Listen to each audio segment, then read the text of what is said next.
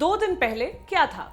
8 मार्च यानी अंतर्राष्ट्रीय महिला दिवस। दिन भर इसके सेलिब्रेशन से जुड़ी खबरें आती रहीं। कहीं पर किसी बड़े नेता या अधिकारी ने औरतों को सम्मानित किया तो किसी ने औरतों को कुछ स्पेशल ऑफर दिया। अपने अपने तरीके से सबने इसे मनाया।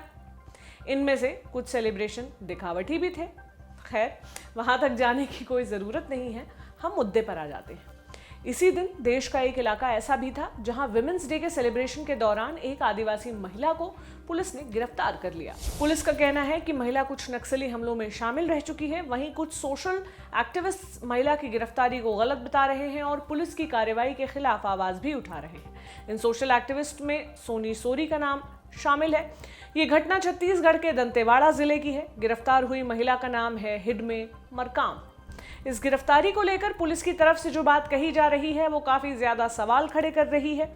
क्या है पूरा मामला? हिडमे पर क्या गंभीर आरोप लगे हैं और दंतेवाड़ा पुलिस ने ऐसी क्या सफाई दी है जो लोगों को हजम नहीं हो रही? सब पर बात करेंगे आज की बड़ी खबर में, लेकिन पहले जान लेते हैं दिन की सुर्खियां। नमस्ते, मेरा नाम है प्रतीक्षा और आप देख रहे हैं दी ऑर्डिनरी शो।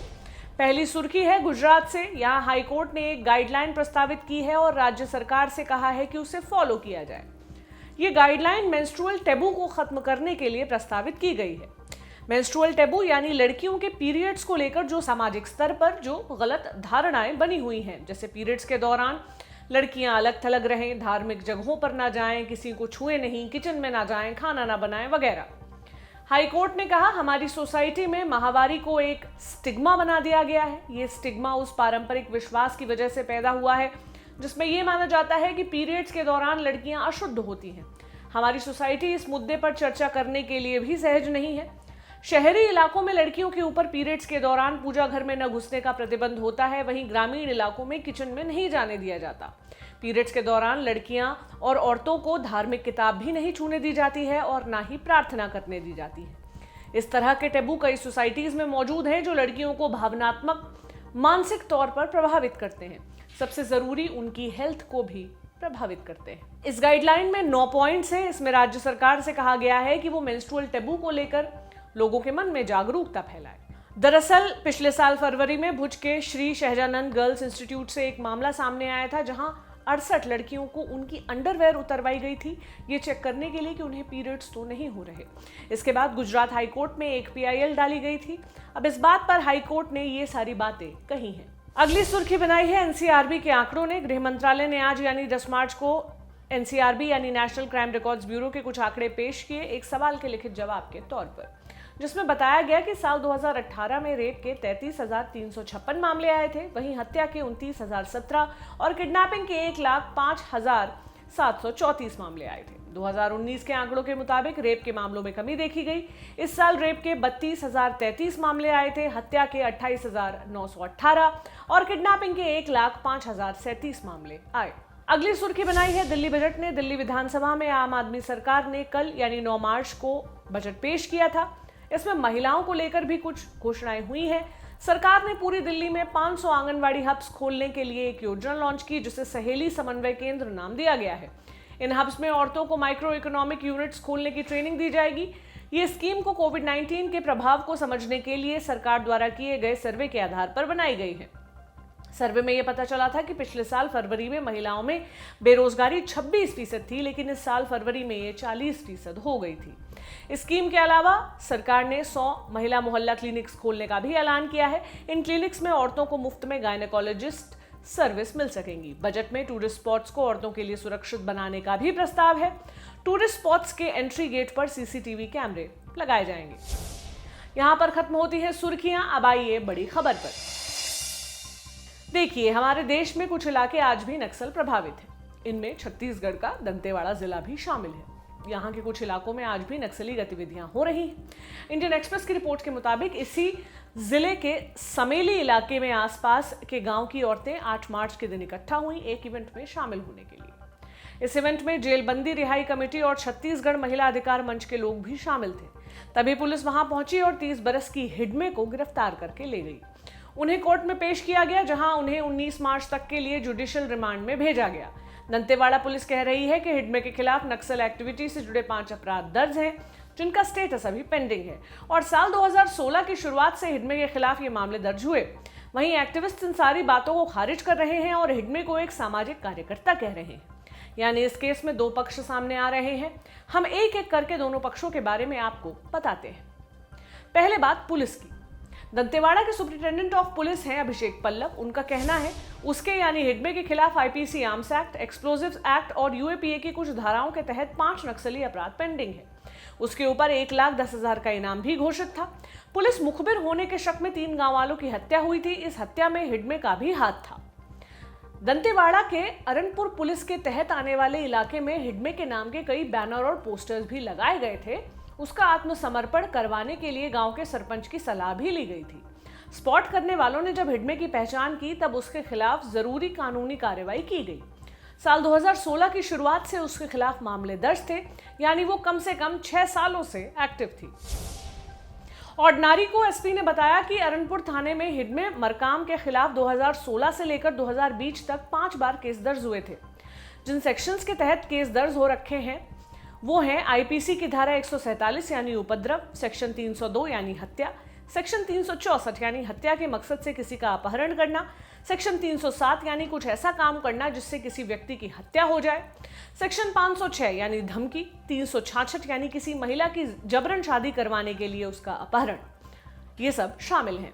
इसके अलावा हिडमे पर पुलिस को जान से मारने के लिए फायरिंग और विस्फोट करने की घटना में शामिल होने के भी आरोप हैं।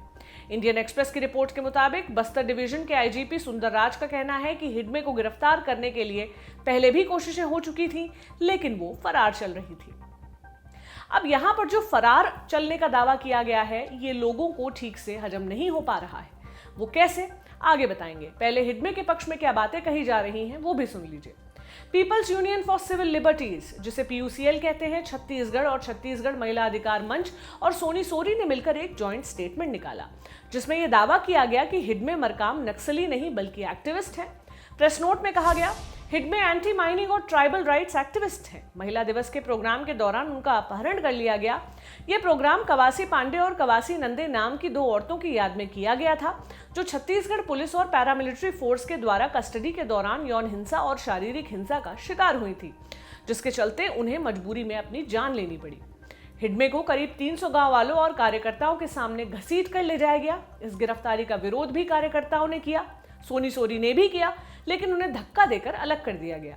ये नोट करना जरूरी है कि हिडमे अपने इलाके में पैरामिलिट्री कैंप्स बनाने का विरोध कर रही थी और जेल बंदी रिहाई कमेटी की संयोजक के तौर पर उन्होंने गवर्नर, मुख्यमंत्री, एसपी, कलेक्टर और कई बड़े अधिकारियों से मुलाकात की थी। इन सबके सामने उन्होंने गलत आरोपों के तहत और नक्सली बताकर जेल में बंद किए गए आदिवासियों की रिहाई का मुद्दा उठाया था। इससे पहले पुलिस के सामने यह सवाल उठता है कि अब क्यों उन्हें गिरफ्तार किया गया। आगे इस जॉइंट स्टेटमेंट में यह भी कहा गया कि हिडमे नंदराज पहाड़ को बचाने वाले मूवमेंट का भी हिस्सा थी। ये मूवमेंट अडानी प्राइवेट लिमिटेड जैसे कॉरपोरेशन से आदिवासी पहाड़ को बचाने के लिए शुरू किया गया था। इस पहाड़ को पवित्र माना जाता है। साथ ही ये भी कहा गया कि हिडमे मरकाम ऐसे कई सारे प्रोजेक्ट्स के खिलाफ आवाज उठा रही थी जिनसे जमीन, वाटर बॉडीज और कई सारे पेड़ नष्ट हो सकते थे। इसके बाद कहा गया हिडमे जो एक सामाजिक कार्यकर्ता है वो पुलिस के हरासमेंट का शिकार हुई। आज हिडमे की रिहाई की जो मांग हो रही है वो केवल पुलिस की ज्यादतियों का विरोध या हैरेसमेंट का विरोध नहीं है, बल्कि ये वो मामला है जो इस बात पर जोर देने की बात करता है कि छत्तीसगढ़ के लोगों की बातों को सुना जाए।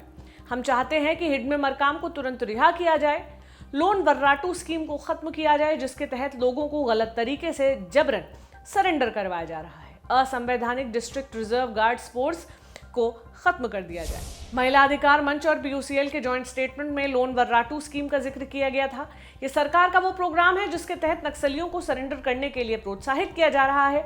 हमने एक जगह पर कवासी पांडे नाम की महिला का भी जिक्र किया था। कवासी पांडे दंतेवाड़ा के एक गांव में रहती थी, 20 बरस की थी। फरवरी के आखिरी हफ्ते में ये खबर आई थी कि एक कथित नक्सली ने खुद को पुलिस के सामने सरेंडर कर दिया। ये कवासी पांडे ही थी, लेकिन सरेंडर के 4 दिन बाद ही उन्होंने दंतेवाड़ा पुलिस लाइन में कथित तौर पर सुसाइड कर लिया था। द क्विंट की रिपोर्ट के मुताबिक कवासी की मां ने तब कहा था कि उनकी बेटी माओवादी नहीं थी, उसने कोई सरेंडर भी नहीं किया था, उसे पुलिस ने जबरन हिरासत में लिया था और सरेंडर के लिए टॉर्चर किया था। पुलिस पर कवासी का उत्पीड़न करने के आरोप भी लगे थे। इन आरोपों को एसपी ने गलत बताया है। कवासी नंदे नाम की महिला वाला केस 2018 में आया था। यह भी एक महिला की मौत से जुड़ा हुआ मामला। खैर, अब हम दोबारा आते हैं हिडमे की गिरफ्तारी वाले मुद्दे पर। हमने इसे थोड़ा और ठीक से समझने के लिए एक वरिष्ठ पत्रकार से बात की, जिनकी छत्तीसगढ़ से जुड़े मामलों में खासी पकड़ है। उन्होंने बताया कि पिछले 4-5 साल में हिडमे ने मुख्यमंत्री से, राज्यपाल से, आईजी से, पुलिस अधीक्षक से लगातार मुलाकात की थी। ऐसे में सवाल ये उठता है कि अगर 2016 से उनके खिलाफ केस दर्ज था तो पुलिस ने इन मुलाकातों के दौरान उन्हें गिरफ्तार क्यों नहीं किया। पत्रकार ने आगे बताया कि इतने बरसों में हिडमे के खिलाफ ना तो कोई वारंट जारी किया गया था, ना ही पुलिस उनके घर गई थी। इन पत्रकार ने पुलिस के दावे पर सवाल करते हुए कहा, दंतेवाड़ा, बीजापुर और सुकमा, इन तमाम इलाकों में पुलिस बार बार क्लेम कर रही है कि माओवादियों की घटना कम हो गई, इसलिए हुए हैं क्योंकि फोर्स कम से कम इलाकों में जा रही है। फोर्स अगर ऑपरेशन चलाएगी तो एनकाउंटर होगा और तब कैजुअलिटी की बात होगी, घटनाएं होंगी। आप नहीं निकलेंगे तो आंकड़े भी कम ही आएंगे। हमने भी एसपी अभिषेक पल्लव से ये सवाल किया था कि 2016 से केस दर्ज था तो अब तक गिरफ्तारी क्यों नहीं हुई। इस पर हमें कोई जवाब नहीं मिला। हम भी पुलिस से ये सवाल करते हैं कि अगर इतने संगीन आरोप थे और अगर ये दावे सच हैं कि हिडमे मरकाम ने सीएम, राज्यपाल सबसे मुलाकात की थी, तो गिरफ्तारी क्यों नहीं हुई। अब गिरफ्तारी करने का क्या मकसद है। इसी सवाल के साथ हम बड़ी खबर को यहीं आराम देते हैं और बढ़ते हैं हमारी आखिरी सेक्शन चलते चलते की तरफ। आज हम आपको रेकमेंड कर रहे हैं फिल्म न्यूटन। इस फिल्म में एक लड़का, जिसकी अभी अभी सरकारी नौकरी लगी थी, नक्सल प्रभावित इलाके जाता है वोटिंग करवाने। एक महा ईमानदार सरकारी ऑफिसर देश की बड़ी अंदरूनी मुसीबत से दो चार होने जा रहा है। इस मुलाकात की कहानी है न्यूटन। इस फिल्म में एक और किरदार है मलको। ये एक आदिवासी लड़की है जो इस नक्सल इलाके को काफी अच्छे से जानती है। ये जो भी कहती है वो रह रहकर तमाचे सा लगता है। नक्सल प्रभावित क्षेत्र में रहने वालों की परेशानियां और उनकी दुर्दशा मलको के जहर बुझे बोलों से हम तक पहुंचती है। वोटिंग करवाने में इसकी ड्यूटी भी लगती है न्यूटन के साथ। जाहिर है, ऐसा इलाका जहां हर कदम पर खतरा होता है, वहां जनता आसानी से वोट डालने कैसे जाए। ऐसा कैसे हो सकता है। फिर क्या होता है न्यूटन और मलको के साथ। क्या जनता वोट देने आती है या नहीं। इन सारे सवालों के जवाब आपको फिल्म देखने पर ही पता चलेंगे। फिल्म में न्यूटन के रोल में है राजकुमार राव और मलको बनी है अंजलि पाटिल। पंकज त्रिपाठी भी इस फिल्म में है। ये आई थी फिल्म साल 2017 में। इसे आप अमेजॉन पर देख सकते हैं। देखिए और बताएं कि आपको कैसी लगी। साथ ही ये भी बताएं कि हमारा शो आपको कैसा लग रहा है। कमेंट सेक्शन में कमेंट करें। चैनल को सब्सक्राइब करें और ऑर्डिनरी के फेसबुक पेज को भी लाइक कर दें। ट्विटर, इंस्टाग्राम पर भी हमें फॉलो करें। सभी के लिंक आपको वीडियो के डिस्क्रिप्शन पर मिल जाएंगे। इसी तरह बने रहें हमारे साथ। कुछ कहना है तो हमें theordinaryshow@gmail.com पर मेल कर सकते हैं। शुक्रिया।